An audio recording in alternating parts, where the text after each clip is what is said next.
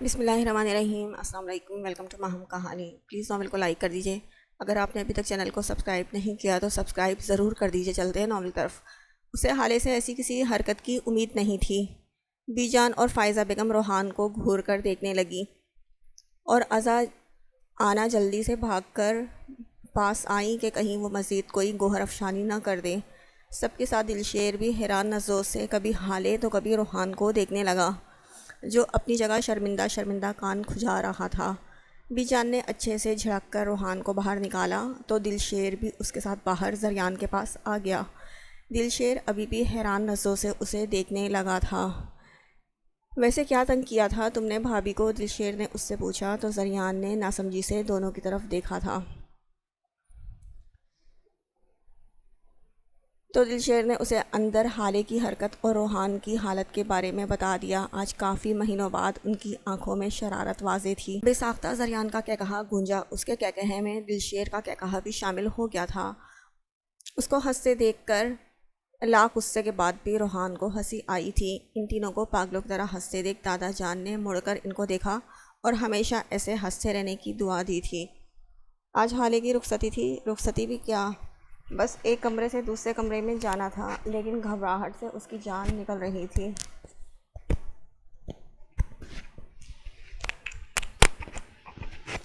کل رات آنا نے اس کی حرکت پر اسے میاں بیوی کے رشتے کی نزاکت کے بارے میں جتنا ہو سکا تھا سمجھا دیا تھا، اور حالے کو ابھی سے سوچ کر گھبراہٹ اور شرمندگی ایک ساتھ ہو رہی تھی۔ ابھی اس کی عمر ہی کیا تھی، صرف 17 سال، اور ایک اپنی عمر کی لڑکیوں کی طرح تیز نہیں تھی وہ۔ فائزہ بیگم نے ہمیشہ اسے اپنے بازوؤں میں چھپا کر رکھا تھا، اسی لیے وہ دوسروں سے بہت معصوم اور سادہ سی تھی۔ آج مجھے بہت ڈر لگ رہا ہے، بہت۔ وہ ازا کی گود میں لیٹی پریشانی سے بولی۔ میری جان، پریشان ہونے کی کیا بات ہے؟ سب تمہارا بہت خیال رکھیں گے، اس نے حالے کے بالوں میں ہاتھ پھیرتے کہا۔ اس نے کبھی بھی حالے کو کزن نہیں بلکہ سگی بہن سمجھا تھا، اسی لیے اس سے محبت بھی بہت تھی۔ لیکن وہ مجھے کل کی وجہ سے ڈانٹیں گے، دیکھا نہیں تھا کیسے گھور رہے تھے؟ اس نے اپنی پریشانی بتائی تھی۔ اس کا بھی ایک حل ہے۔ ازا کی آنکھیں شرارت سے چمکی۔ کیا؟ وہ جلدی سے اٹھ کر بیٹھ گئی اور سوالیہ نظروں سے ازا کی طرف دیکھا۔ تم جیسے بھائی تمہارے پاس بیٹھیں گے تو بس ان سے کہنا تمہیں بیبی چاہیے، تمہیں بھی ماما بننا ہے، دیکھنا وہ تمہیں فوراً معاف کر دیں گے۔ سچ کہہ رہی ہیں آپ؟ وہ مجھے ڈانٹیں گے تو نہیں؟ اس نے پوچھا تھا معصومیت سے۔ نہیں، وہ تمہیں کچھ بھی نہیں کہیں گے، ازا نے اسے یقین دلایا۔ اس سے پہلے کہ وہ کچھ اور کہتی، آنا اور فائزہ بیگم کمرے میں داخل ہوئیں۔ اٹھو لڑکیوں، جلدی سے اپنا سامان اٹھاؤ، باہر زریان انتظار کر رہا ہے، وہ تم تینوں کو پارلر چھوڑ کر آئے گا، پھر زریان ہی تم تینوں کو ہال سے لے کر بھی آئے گا۔ جلدی کرو، 5 منٹ میں نیچے پہنچو۔ وہ تینوں کو جلدی سے کہہ کر نیچے چلی گئی تھی۔ پیچھے وہ جلدی سے تیار ہو کر زریان کے ساتھ پارلر چلی گئی تھیں۔ حویلی مہمانوں سے بھری پڑی تھی، دلشیر بھی حویلی میں رکا ہوا تھا۔ وہ وہاں رہنا تو نہیں چاہتا تھا، لیکن بی جان کی ڈانٹ پر آگے سے منع نہیں کر سکا۔ سارا بیگم نے نیہا کے پیپرز کا کہہ کر شادی میں آنے سے منع کر دیا تھا۔ عاشر کا کچھ پتہ نہیں تھا۔ ہر طرف افراتفری مچی ہوئی تھی، سبھی کوئی نہ کوئی کام کرنے میں مصروف تھے۔ سب سے خوبصورت بینکویٹ میں رخصتی کا فنکشن منعقد کیا گیا تھا۔ دادا جان، بی جان، ازا، دلشیر اور عالم صاحب کو روحان کے ساتھ بارات لے کر جانا تھا۔ زریان اور فائزہ بیگم وہاں بارات کے استقبال کے لیے پہلے سے موجود تھے۔ ڈیپ ریڈ لہنگے کے ساتھ بھاری زیورات پہنے وہ نظر لگ جانے کی حد تک حسین لگ رہی تھی۔ اوپر سے اس کا کمسن حسن کسی کو بھی اپنا گرویدہ کر سکتا تھا۔ وہ آئینے میں اپنا روپ دیکھ کر خود سے ہی شرمائے جا رہی تھی۔ ازا آنا نے بے ساختہ اس کی نظر اتاری۔ اس وقت وہ بیٹھی عالم صاحب کا انتظار کر رہی تھی۔ آنا اور حالے کو زریان لے کر جا چکا تھا، چونکہ ازا نے بارات کے ساتھ جانا تھا، اسی لیے وہ عالم صاحب کا انتظار کر رہی تھی۔ میم آپ کے گھر سے آپ کو لینے آئے ہیں، باہر آپ کا ویٹ کر رہے ہیں۔ لڑکی نے آ کر اسے پیغام دیا تو وہ جلدی سے اٹھ کر سامان اٹھاتی بمشکل چلتی باہر نکل آئی۔ اسکن کلر کا غرارہ پہنے اس سے چلا بھی نہیں جا رہا تھا۔ وہ جلدی سے خود کو سنبھالتی باہر نکلی۔ دلشیر پر نظر پڑی تو اپنی جگہ جم گئی۔ وہ کیوں آیا تھا اسے لینے تو بابا نے آنا تھا۔ اسے ایک عجیب سی جھجک محسوس ہوئی۔ پہلے تو وہ ہمیشہ ہنسمکھ رہتا تھا، اسے ایسے سیریس دیکھ کر اسے نہ جانے کیوں تکلیف سی ہوئی تھی۔ نہ جانے ایسا کون سا غم ملا تھا جو وہ اسے اپنے آپ سے بیزار کر گیا تھا۔ اسے ہمیشہ دلشیر سے گھبراہٹ ہوتی تھی۔ دلشیر نے جب اسے دیکھا تو فوراً اپنی نظریں جھکائی اور گاڑی کا بیک ڈور کھولا اور خاموشی سے ڈرائیونگ سیٹ پر جا کر بیٹھ گیا۔ ناچار عزا کو بھی اس کی گاڑی میں بیٹھنا پڑا۔ وہ بار بار اپنے ہاتھوں کو مسل رہی تھی۔ اس نے گاڑی روڈ پر ڈال دی۔ انکل کو کام زیادہ تھا، مہمان آنا شروع ہو گئے تھے، اس لیے وہ لینے نہیں آ سکے، مجھے بھیج دیا۔ دلشیر نے ایک نظر اس کے ہاتھوں پر ڈالی اور اسے آگاہ کیا تاکہ وہ ایزی ہو کر بیٹھ جائے۔ تھوڑی دیر بعد ہی وہ آرام سے بیٹھ گئی تھی۔ اس کے بعد وہ سب بارات لے کر نکلے تھے۔ وہ اور آنا بینکویٹ میں برائڈل روم میں بیٹھے ہوئے تھے۔ جبھی بارات کی آمد کا شور اٹھا۔ وہ جو اتنی دیر بالکل ریلیکس بیٹھی تھی، اچانک دل بہت زور سے دھڑکا اور اس نے جلدی سے آنا کا ہاتھ تھام لیا۔ مجھے ڈر لگ رہا ہے بھابھی، وہ بس رونے والی ہو گئی تھی۔ چندا کیا ہو گیا ہے؟ حالے تو بہت بہادر ہے، کیوں گھبرا رہی ہو؟ کون سا تم دوسرے گھر جا رہی ہو؟ سب تمہارے اپنے تو ہیں۔ حد ہے، مجھے تم سے ہرگز ایسی بزدلی کی امید نہیں تھی۔ اب یہ پانی پیو اور بالکل ریلیکس ہو جاؤ۔ وہ اسے پانی کا گلاس پکڑاتی باہر آ گئی تھی تاکہ فائزہ بیگم کی کچھ مدد کر سکیں۔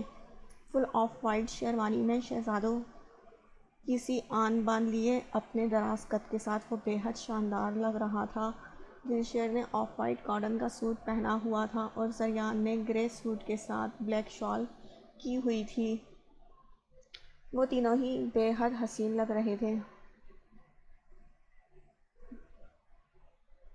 ماشاء اللہ دیور جی، آپ تو آج چھا گئے، آنا نے اسے ہار پہناتے ہوئے کہا تو اس نے سر کو خم دے کر اپنی تعریف وصول کی۔ وہ آ کر فائزہ بیگم اور زریان کے گلے لگا۔ اس کے بعد اسٹیج کی طرف بڑھ گیا تھا۔ آنا اور عزا حالے کو تھام کر آہستہ آہستہ اسٹیج پر لائیں۔ روحان تو اس پر سے اپنی نظریں ہٹانا بھول گیا۔ اسے پتہ نہیں تھا دلہن کے لباس میں وہ اس قدر حسین لگ سکتی ہے۔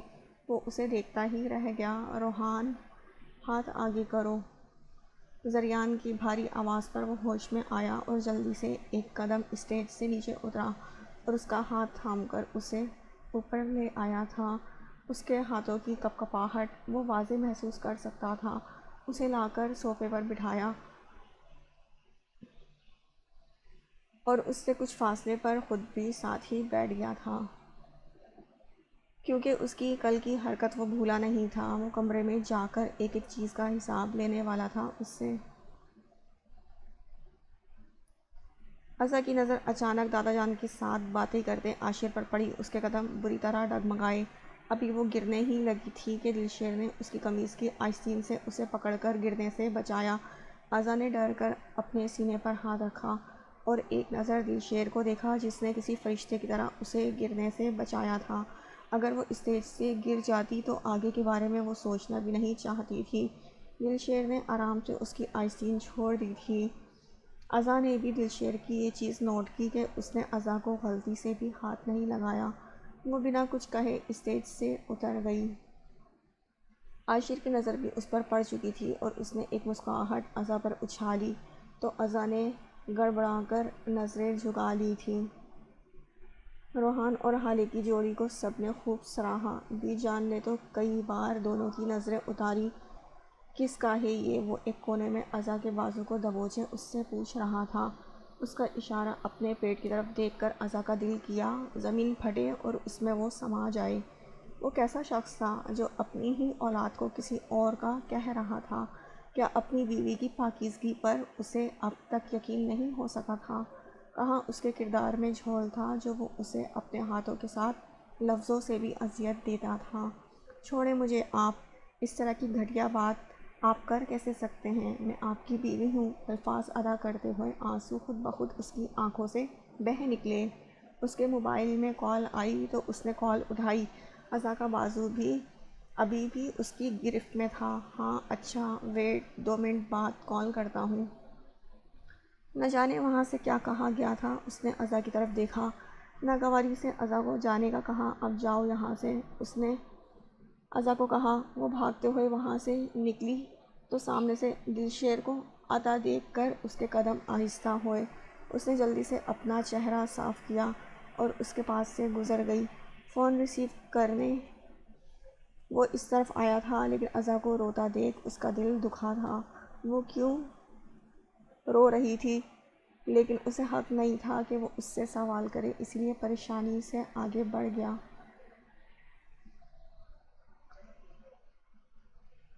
Darling just be patience for a few days, Dilsher نے آواز کی سمت دیکھا۔ یہ وہی لڑکا تھا جس کی عزا سے شادی ہوئی تھی۔ Love you too baby. Dilsher کو حیرت ہوئی، وہ کس سے اتنی محبت کا اظہار کر رہا تھا۔ اسے عزا کا روتے ہوئے جانا بھی یاد آیا۔ کیا وہ خوش نہیں تھی عاشر کے ساتھ؟ اس سے آگے وہ کچھ سوچنا نہیں چاہتا تھا۔ وہ وہاں سے نکل گیا۔ باہر آیا تو عزا آنا کے ساتھ مل کر روحان کو گھیرے ہوئی تھی۔ پتہ نہیں کون کون سی رسمیں کر کے اس کو لوٹ رہی تھی۔ اب اس کے چہرے پر مسکراہٹ تھی۔ دلشیر کو وہ سب اپنی غلط فہمی لگی۔ وہ بھی خاموش ہو گیا۔ اسے بہت ساری رسموں کے بعد فائزہ بیگم روحان کے کمرے میں بٹھا کر گئی تھیں۔ کمرہ بہت خوبصورتی سے سجایا گیا تھا۔ اس کی ہتھیلی پسینے سے تر تھی، گھبراہٹ اس کے چہرے سے عیاں تھی۔ روحان اچھا خاصا آنا اور عزا سے لٹ کر کمرے میں آیا تھا۔ اچھا خاصا تپا ہوا تھا۔ وہ دشمن جاں اس کے بستر پر اسی کے لیے آج سج سنور کر بیٹھی تھی۔ وہ قدم قدم چلتا اس کے پاس آیا۔ اس کے ہر قدم پر ہالے کو اپنا دل بند ہوتا محسوس ہوا۔ وہ کھسک کر پیچھے ہوئی۔ روحان اس کے پاس بیٹھا اور اس کا ہاتھ تھام لیا۔ ہالے کو لگا بس وہ اگلی سانس نہیں لے پائے گی۔ اس کی دھڑکنوں کی آواز دور بیٹھے ہوئے بھی روحان بخوبی سن سکتا تھا۔ وہ تھوڑا اور قریب ہوا۔ ہالے نے زور سے اپنی آنکھیں میچ لیں۔ آنکھیں کھولو ہالے، اور میری آنکھوں میں دیکھو۔ روحان کی بھاری گمبھیر آواز کمرے میں گونجی۔ روحان کی آواز پر اس کے جسم پر کپکپی شروع ہو گئی۔ اس نے آنکھوں کو زور سے نفی میں ہلایا اور میچا۔ آنکھیں کھولو ہالے، کل رات کی سزا بھی تو دینی ہے تمہیں۔ اس کی سرد آواز پر ہالے نے ڈر کر جلدی سے آنکھیں کھولی تھیں۔ وہ سرخ آنکھوں سے اسے ہی گھور رہا تھا۔ وہ واش روم دیکھ رہی ہو؟ واش روم کی طرف اشارہ کیا گیا تھا۔ ہالے نے جلدی سے ہاں میں سر ہلایا تھا۔ آج پوری رات اکیلے وہاں بند رہو گی تم، یہ تمہاری سزا ہے۔ اس کی سرسراتی ہوئی آواز پر ہالے نے پھٹی پھٹی آنکھوں سے اسے دیکھا تھا۔ اس کی آنکھوں میں موٹے موٹے آنسو چمک رہے تھے۔ روحان مجھے معاف کر دیں۔ روحان کے گھٹنے پر اس نے اپنا جملہ درست کیا۔ معافی نہیں ملے گی، تم جانتی ہو نا میں کون ہوں۔ پھر بھی سب کے سامنے شرمندہ کیا، اس نے گہری سنجیدگی سے کہا۔ دل تو ہالے کا پہلے ہی خوفزدہ تھا۔ ہالے کو خوفزدہ دیکھ کر روحان کا دل قہقہا لگانے کا کیا تھا، لیکن اسے ڈرانا بھی ضروری تھا تاکہ آئندہ اس کی عزت کا فالودہ نہ کرے۔ وہ اٹھا اور ہالے کا ہاتھ پکڑ کر اٹھانے لگا۔ روحان مجھے ماما بننا ہے۔ وہ جو اسے اٹھانے لگا تھا اس کی بات پر جھٹکے سے مڑا اور پھٹی پھٹی آنکھوں سے اپنی چھوٹی سی بیوی کو دیکھنے لگا۔ یقیناً یہ اس کے دماغ کی کارستانی نہیں ہو سکتی۔ اسے چند پل لگے تھے سمجھنے میں۔ وہ واپس اپنی جگہ پر بیٹھ گیا تھا اور پرشوق نظروں سے ہالے کو دیکھنے لگا، جو اپنا منہ کھولے اسے دیکھ رہی تھی۔ اس نے 2 انگلیوں سے اس کا منہ بند کیا۔ دل تو کر رہا تھا اسے اپنے طریقے سے بند کرے، لیکن تھوڑا صبر کرنا بھی ضروری تھا۔ تمہیں سچ میں ماما بننا ہے؟ اس نے خمار آلود نظروں سے اسے دیکھا تھا۔ ہالے نے زور زور سے ہاں میں سر ہلایا۔ آپو اور بھابھی نے کہا میں آپ سے بیبی مانگوں، مجھے بہت بہت پسند ہے روحان بیبی۔ اس نے جلدی سے روحان کو بتایا، جیسے وہ اسی وقت اسے بیبی لا کر دے دے گا۔ میری جان بہت معصوم ہے۔ اس نے جھک کر اس کے ماتھے پر پیار کیا تو ہالے خود میں سمٹ گئی۔ بیبی لانے کے لیے میں جو بولوں گا تمہیں کرنا پڑے گا، کرو گی نہ جانا؟ اس نے ہالے کے گال کو انگلی سے چھوتے ہوئے کہا تھا۔ میں سب کروں گی۔ ہالے نے اس کا ہاتھ پکڑ کر کہا، جیسے اسے کتنی جلدی ہو بیبی کی۔ ایسے مت دیکھو روحمن، تمہاری یہ آنکھیں مجھے ہوش سے بیگانہ کر دیتی ہیں، تمہارے یہ لب مجھ پر نشہ سا طاری کر دیتے ہیں۔ ایک بار چھونے کے بعد بھی میں کئی دنوں تک پیاسا رہتا ہوں۔ وہ مدہوشی سے اسے بیڈ پر لٹائے اس پر جھک آیا۔ ہالے نے بیڈ شیٹ کو مٹھیوں میں بھینچ لیا اور آنکھیں سختی سے مینچ لیں۔ دھڑکنوں نے آج شور مچانے کی قسم کھائی ہوئی تھی۔ میں بہت پیاسا ہوں، آج مجھے سیراب کر دو میری جان۔ روحان نے اس کا گلال چہرہ سہلاتے ہوئے محبت بھری سرگوشی کی۔ ہالے نے اس کا وہی ہاتھ سختی سے تھام لیا اور بند آنکھوں سے نفی میں سر ہلایا۔ وہ ایک ایک کر کے اس کی جیولری اتارنے لگا۔ اس کی انگلیوں کا لمس سے اسے اپنی جان نکلتی ہوئی محسوس ہوئی تھی۔ روحان نے اس کا دوپٹہ اتار کر صوفے پر پھینکا اور اپنی شیروانی اتار کے دوبارہ اس پر جھک گیا اور اس کی گردن پر لب رکھے۔ اس نے جھٹ سے آنکھیں کھولی اور اسے ہٹانے کی کوشش کی، لیکن وہ اس کے اور قریب ہو گیا۔ مجھے مت روکو میری جان، مجھے خود میں گم کر لو اور مجھے دنیا سے بیگانہ کر دو تاکہ میں تمہارے سوا کچھ نہ دیکھوں، نہ کچھ سوچوں۔ وہ سرگوشی میں اس کے کان میں بول رہا تھا۔ روحان کے ہونٹ گردن پر بہت بے باکی سے سفر کر رہے تھے۔ روحان نے اس کا چہرہ پکڑ کر اوپر کرتے ہوئے اس کے ہونٹوں کو بے چینی سے دیکھا اور اگلے ہی لمحے اس پر جھک گیا، ان ہونٹوں کا رس پینے لگا۔ ہالے نے اس کی پیٹھ پر ناخن گاڑے، اسے دور کرنے کی کوشش کی، لیکن وہ اپنے کام میں مگن رہا اور اپنے ہاتھوں کو اس کے جسم پر کھلا چھوڑ دیا جو بے باکی سے اسے چھونے لگے تھے۔ روحان نے کچھ پل کے لیے اسے چھوڑا تو وہ لمبے لمبے سانس لینے لگی۔ پلیز نہیں کریں، مجھے ڈر لگ رہا، اس نے روحان کے سینے پر ہاتھ جمائے کہا۔ چہرہ شرم سے لال ہو رہا تھا، آنکھیں خوفزدہ تھیں۔ میں تمہارا ہر ڈر سمیٹ لوں گا، مجھے مت روکو، وہ اس کے کندھے سے شرٹ نیچے کرتے بھاری آواز میں بولا تھا۔ وہ دوبارہ اس کے ہونٹوں پر جھکا، اس کے لبوں کو قید کر کے جیسے آزاد کرنا بھول چکا تھا۔ ہونٹوں کو چھوڑ وہ اس کی گردن پر جھکا اور وہاں جا بجا اپنا لمس چھوڑنے لگا۔ اس میں اتنی ہمت بھی نہیں بچی تھی کہ ہاتھ پیر چلا کر اسے خود سے دور کر دیتی۔ اسے لگا جیسے اس کا سانس رکنے والا ہو۔ اس نے سہارے کے لیے روحان کے گلے میں بازو ڈال دیے۔ تم نے میری نیندیں اڑا دی ہیں، تم میرے حواسوں میں ایسے چھا گئی ہو کہ مجھ جیسے انسان کو کسی کام کا نہیں چھوڑا۔ تمہیں پانے کی جو تشنگی تھی وہ آج مزید بڑھ گئی ہے۔ اس کی سرگوشی پر وہ گھبرائی ہوئی لڑکی مزید گھبرا چکی تھی۔ روحان نے لائٹ آف کی اور اس پر جھک گیا۔ اس کی بڑھتی جسارتیں گستاخیاں ہالے کا حلق تک خشک کر چکی تھیں۔ اس نے گھبرا کر اپنا آپ ڈھیلا چھوڑ دیا۔ روحان بہت نرمی اور محبت سے اسے خود میں سمیٹتا چلا گیا۔ کھڑکی سے جھانکتا چاند نے مسکرا کر بادلوں میں کھڑکی سے جھانکتا چاند چھپ گیا۔ دور کھڑی قسمت ان کے ملن پر دکھ سے مسکرائی۔ جب زریان فارغ ہو کر کمرے میں آیا تو آنا چینج کر کے سو چکی تھی۔ وہ بھی وارڈروب سے اپنا سادہ سا ٹراؤزر اور شرٹ لیے فریش ہونے چلا گیا۔ آدھے گھنٹے بعد فریش سا باہر آیا اور بیڈ پر اس کے ساتھ لیٹ کر اسے اپنی جانب کھینچا۔ آنا نیند میں بھی اس کے سینے میں چھپ گئی۔ اس نے بھی اپنی متاع جاں کو سینے سے لگا کر آنکھیں موند لی تھیں۔ شادی کے ہنگاموں سے فارغ ہو کر وہ اب کمرے میں آیا تھا۔ یہی تو وقت تھا جب وہ اس سے خیالی دنیا میں گھنٹوں باتیں کرتا تھا، اس سے شکایتیں کرتا تھا۔